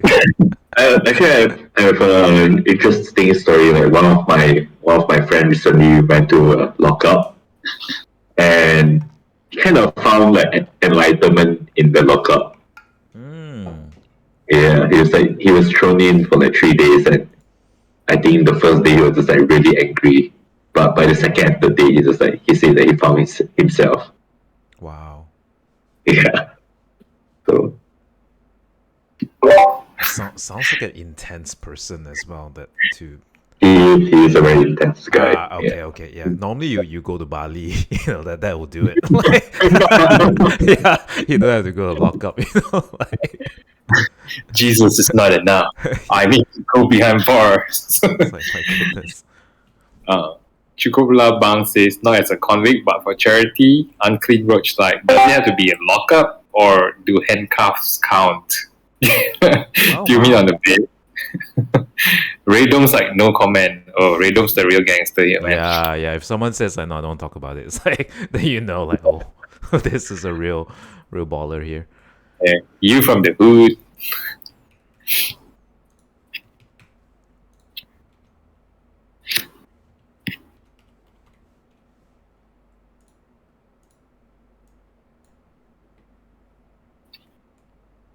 Unclean Roach, like the furry ones. What? Oh, the furry handcuffs, gotcha. Nice. Was it Miss Hui?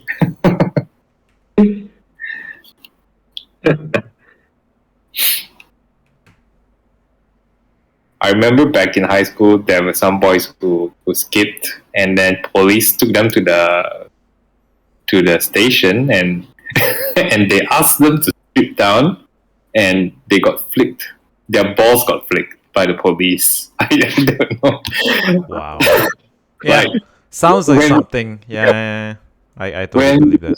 Yeah, when they told me this, I was like, "What? Isn't this like you can sue them or something?" But I don't know. They're the Yeah, police not force. only that, so they were underage as well, right? So this was like child sexual Yeah, abuse. Yeah. right. Yep. But this was back in like the 90s, so maybe they got away with it.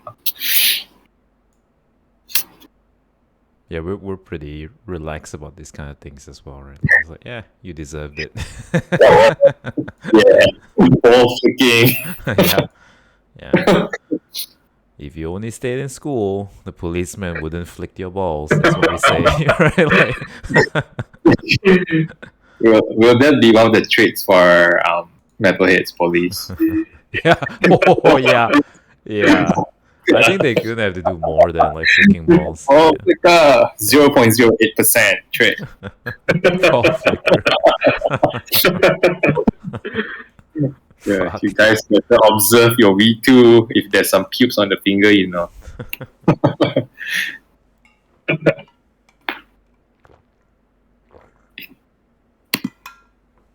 So, Jared, what do you think of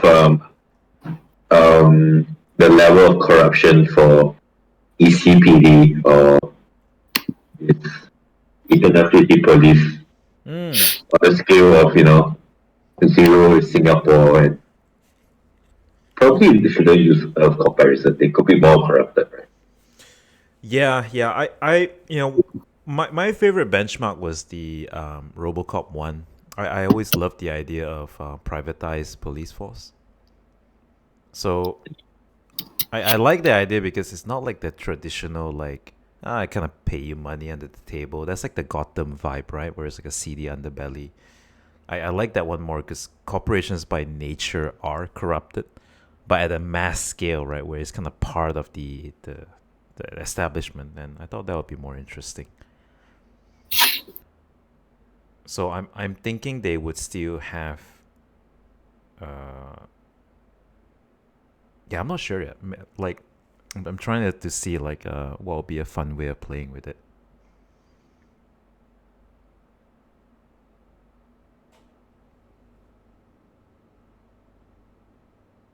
Yeah, Singaporean level would be like nothing happens there.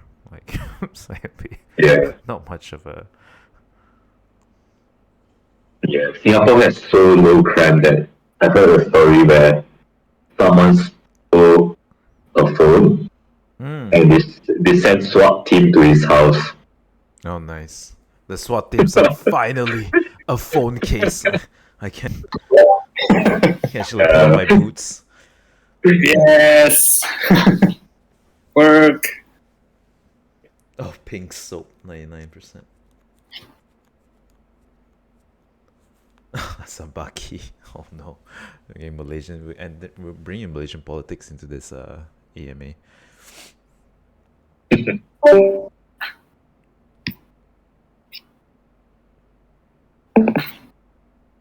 Yeah, this is rendering the background. I should have swapped to a different version of Blender to render, but I think I want to keep the stream in a single recording. So, just to be sure, you guys can see my render screen, right? Like where do you see the little blue boxes tracing along the... Because I'm not sure if the screen share is going to capture this.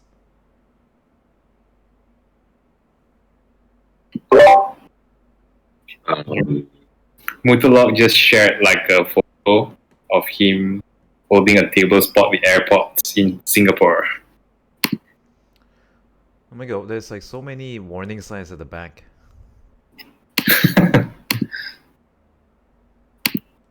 That's how safe Singapore is. Oh, hold the table with the AirPods. I see. Yeah. Dude, really? I I've seen- lost my AirPods in the cinema. Like, I Oh, think someone snagged it because I rushed back. Right, gone, totally gone. Yeah. I've seen wallets. They use wallets to like hold the table. That's amazing, man. That's like Tokyo level, huh? Mm. Yeah, Singapore surveillance is crazy as well. But yeah, sorry, I need to check with you guys. Like, can the stream see my render window? So the little blue boxes. No, I don't think so. I see. Don't I see. Gotcha. only see a green truck with pink wheels. Yep. Okay, because I think the way this screen capture is done, it's only previewing this particular window of the software. But my I'm recording this whole session anyway via OBS, so I think in the OBS version you should see like the actual render. So I think what I can do is I will stop my screen share for a bit and I'll reshare it showing the render so you guys get to see how it's coming along. Okay. Change windows. Okay, you should see it now. So at least you get a better look at like with the final lighting, all the materials working together. So this little boxes is basically the render software kind of skimming through the entire render frame and calculating all of the light bounces, all the reflectivity bounces. Nice.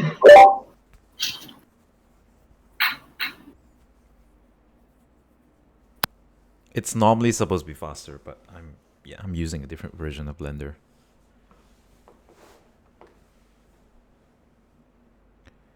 Any gamers out there? Elden Ring just came out right over the Friday. I had several employees in my company take leave to play Elden Ring. So, like, And you're in the office on a yeah, this is the reality, man. Yeah.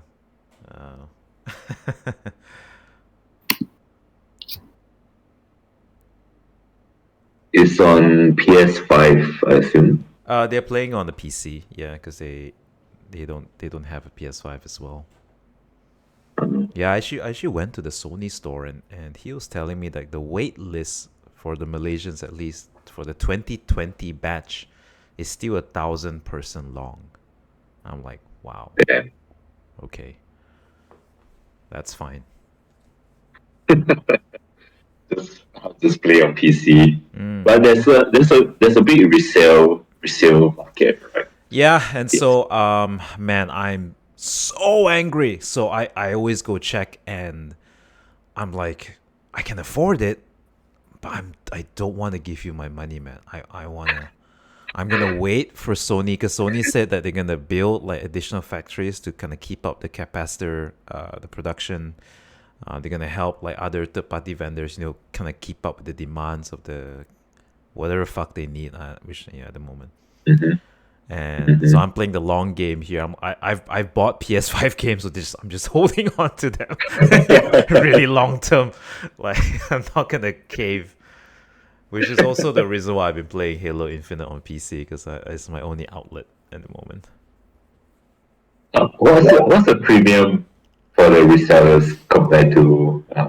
Okay. So retail, it's about in ringgit it's 2,300 something like that for a CD version. So you can put in a physical CD. The digital version I think is a little bit cheaper. It's like 2,000, low 2,000s, and if you go online to the resellers now, they're selling. It starts at 3,000 ringgit. So there's a good like 20. 50%. Yeah, a good 50% increase. Yeah. And the worst part is like there is a lot. Oh yeah, Mutalok, tell me how is it in Singapore then? Like I don't know whether you're trying to imply like is it better or worse. I hope at least the government is. I mean, this feels like the government should do something right at this point. We have regulated prices of flour and sugar and gasoline, right? 0.2 ETH. Oh man.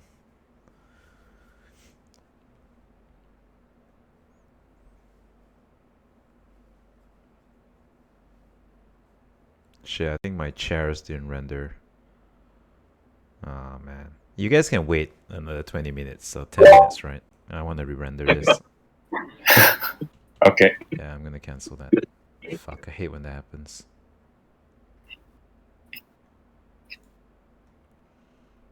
Oh. Shit. It is 0.2 ETH. Oh, it is 0. Oh, wow. Wow. 1,400. That's more than 0.2. Yeah. Not with That is absurd. Absolutely absurd. Like, I'm all for like providing a service, so you want to do a bit of a mock-up, but this is about as like blood sucking as it gets. And the fact that there's so many of them on the gray market, it means that these folks are just kind of hogging up all the stock. Yeah. Resellers.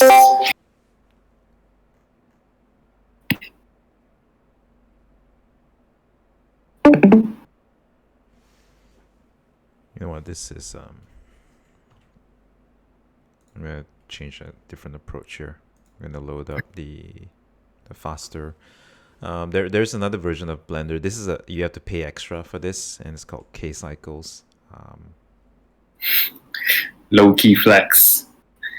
Oh, I mean, because it's from free to paying a little bit extra, so it's really not much of a flex yet. But I'm gonna stop streaming just for a quick bit.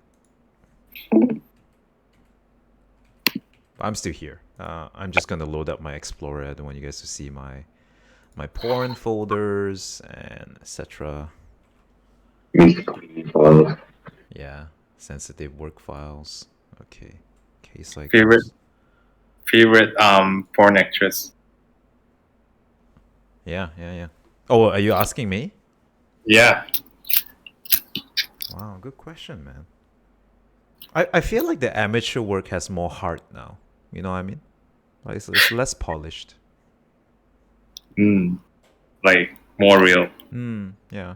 Even though it's obviously not, right? Like, I mean, they try and sell it to you that it's real, but like, it's obviously not.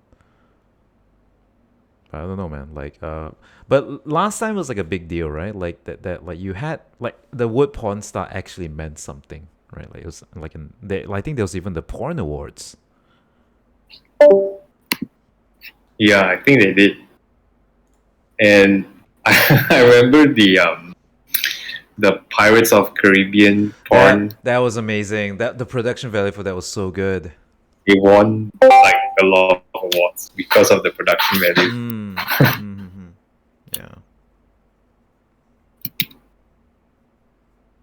Yeah, but I mean, Mario Ozawa is a legend. I mean, she's amazing. I like all the ones that kind of transitioned. Sasha Grey, right? Like she transitioned to Twitch streaming. Yeah. And yes, I saw her DJ at some rave. Amazing. Great.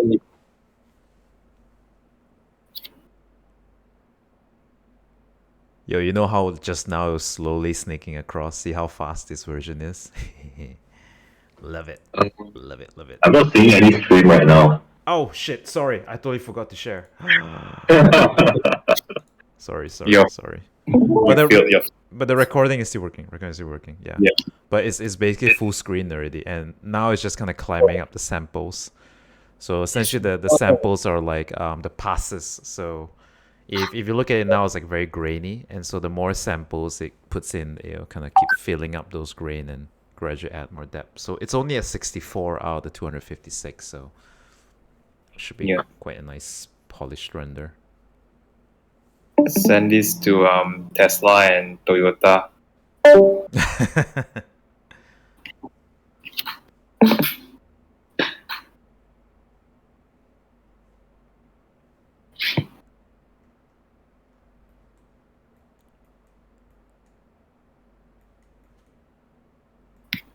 Were there any thoughts before you jumped into this, or again just let's just start and see where I end up? No, I did think about like I know I wanted to be 4 wheels for sure. Kind of as a wedgie shape. I knew I wanted to use certain assets like the suspension, the chairs. But yeah, but basically I just wanted to see where this can go. Oh, it's done. Shit, nice. Okay, cool. So I'm gonna save this and pop this up in the thread. Okay, so Signature? sorry, what was that, Bull? Can you still add a signature in? Or- Yes, I will. I'm gonna swap to Photoshop and do just a little bit, and so I'm gonna stop sharing and then load up Photoshop. Cool. Someone was talking about Method Man. Method Man is a rapper, right?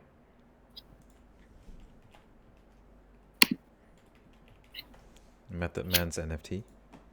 Method Man. Oh, Method Man. Yeah, Wu-Tang era. Everyone's in NFT now. Word, yeah.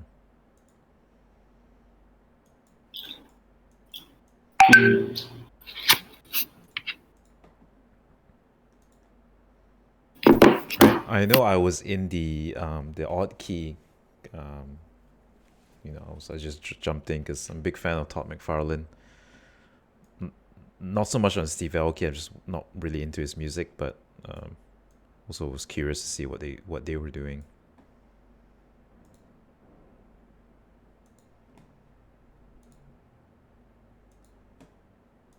I think Steve Aoki launched a NFT recently, which did really, really bad.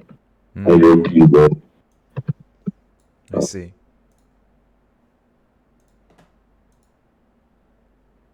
Like bad for Steve Aoki standards, or just like actually bad in terms of overall NFT standards? I think it was just like he was trying to sell too much or too expensive. I see.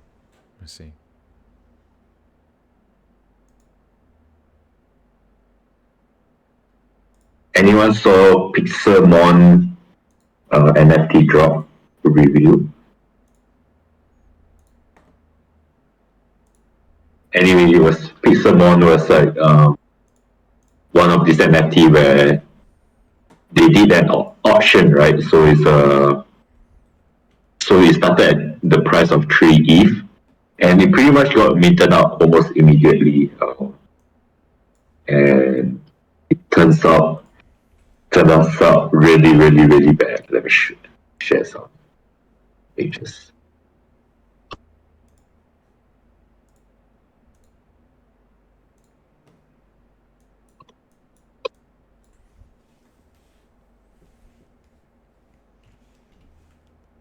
All right, so while Bull is getting that, you guys can see my screen share. Yeah? So you should be seeing Photoshop now. is that what it is? The NFT. And 3 ETH for that. Nice. Well, who am I to judge? Yeah, I mean, Yeah. perfection. Show me the real NFT. No, the real NFT.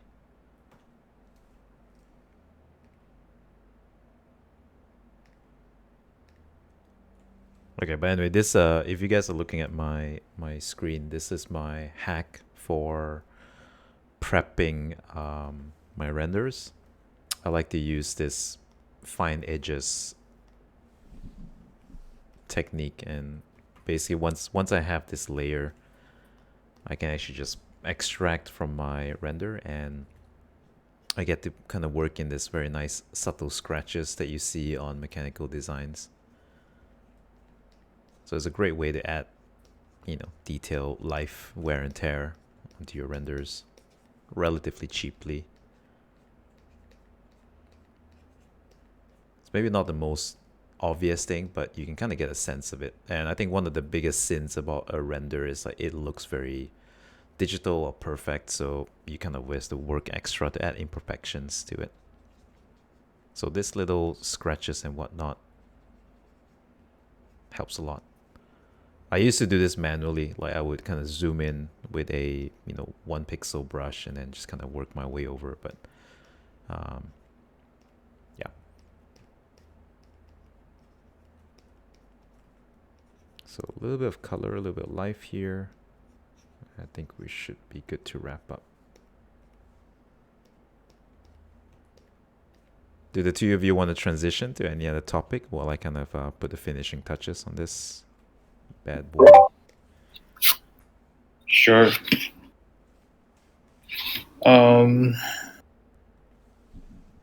Yeah, I'm looking at the the monster NFT. God help me. This did pretty well, is it? It did really well for the creators. Like they raised $70 million US. Holy crap. Nice. Yeah. Yeah. We could totally use 70 million US dollars. Yeah. Yeah. They're trying to create. The vision was great. Like they sold a really good story about about this Pokemon world. But yeah, whatever they delivered after that was just like complete garbage. Oh my god. So how did everyone respond in the end? Like after they saw the actual pieces? Well, the price is like, I think the floor price is like 0.3 right now. So pretty much. Let's see.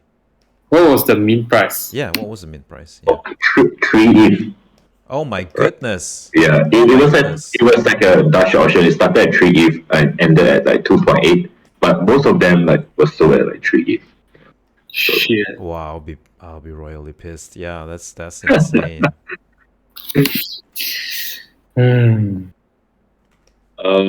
So cukup lah bang us. Is it a wrap or are they going to continue developing it? According to the founders, they are going to whatever that has been launched is they haven't raised any money prior to developing the art. So they're just saying that they are at the beginning stage and they are going to use the 70 million to continue to develop the game and the art. So, but yeah, we'll see. I mean, it's so far it's been a lot of like over promise and shit. Mm-hmm. That's like the best roadmap, right? It's like just launch it. We have 70 million. Right? Yeah. Oh, now we can give you the right NFT. That's the roadmap. That's a good point. Yeah. Radom's like they tried blaming OpenSea for the lack of pixels they display. Oh shit. Yeah. Oh yes, like one of the things I remember wanted to bring up wasn't there at one point OpenSea had a security issue? Oh yeah, they did. And I think last week. Was it last week? Yes, it was around last week. Yes. Okay. Actually, it was. I think a lot of people blame OpenSea, but it turns out to be the individual users' fault, right? So what happened was OpenSea had this migration where they updated their. Basically, you have to read whatever NFT that you listed, you have to release it. So they just upgraded their system. And prior to the upgrade, a hacker, basically took the advantage. So the hacker already started accumulating signatures from their private keys to transfer a bunch of NFTs. So prior to OpenSea upgrading the system, the hacker basically took the chance to that window. That short window to transfer all the NFTs out. So it was like I think like 20 over people were affected mainly by phishing, right? Phishing sites, and they basically approved prior to that. So yeah, it wasn't OpenSea's fault, but everyone panicked because suddenly 20 over people complaining that they were hacked, and everyone started transferring their NFTs out, and it was a major disaster. Gotcha. That is sounds like a really, really cool heist premise actually. Yeah. That little window. It's like it's like those old films like where the banks are like exchanging keys. And that's like the little window. That's so sick, man. That's cool. Yeah. I feel like there's not enough media of all of these things yet. You know, like, what would you call this? Like a tech crime, I guess. Yeah, Yeah. not nearly enough. Yeah. Too complicated as well for most people to understand. Yeah. In the end, like most of the user doesn't care if it's like whether it's on a blockchain or whether it's owned by a centralized server, right? I think we caught our first crypto thief, right, a few weeks ago. I forgot which country, but the police managed to track down the people who stole, and they did mention that this is the first ever. I think they caught a few before this, but there was a recent one. There was a recent expose. The hacker of back in 2016. There's this guy that made Ethereum fork the entire blockchain, right? So it was a major issue, and it appears to be this guy called Toby. He's the founder of an ICO company called Connects. It's a very popular ICO back in 2017. I see. So Laura Shane published a book recently, and one of the main story was about this guy Toby hacking a DAO ICO back in 2016, which causes Ethereum to fork. Nice.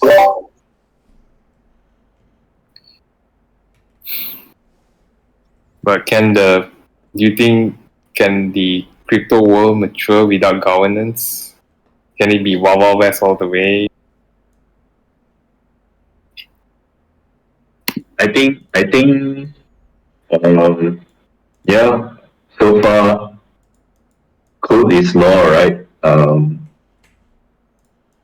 There's definitely a lot of hacks, but so far, Bitcoin, Ethereum, and a few other networks has proven the test of time.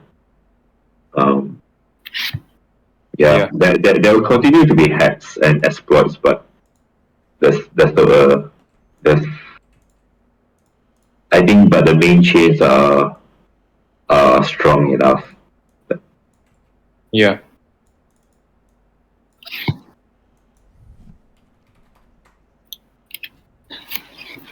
Let's talk about ETH 2.0 coming in Q2. How reliable is it? Since it's been like upcoming. Yeah, I've been waiting for ETH 2.0 since 2017. But this time, I think this time is for real. I've been following a little bit of the updates of merge.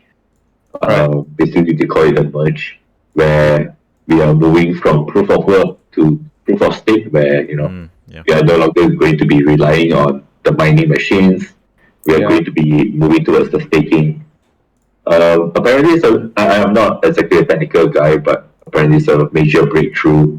So we have to wait to June. I think it's going to be an interesting time. Yeah. Yeah. How much would you cash out for? What do you mean cash out? What's your estimate? Like how high is that? Yeah. ETH price? Yep.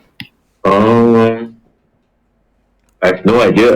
It does feel like we are in a bear market a couple of months, right? Cryptocurrency. Yeah. I have a lot of PTSD in the market, so I'm not sure. I think back to you, Jared. I will say. Yeah, I think I'm done. At least done for the night over here. Woo! Good. What is APC? Armored Personnel Carrier. It's a common phrase. Is what we use in. Oh yeah, because yeah. But yeah, this is fun. Yeah, details are soft, right? But I think maybe big shapes are there. Looks damn good lah.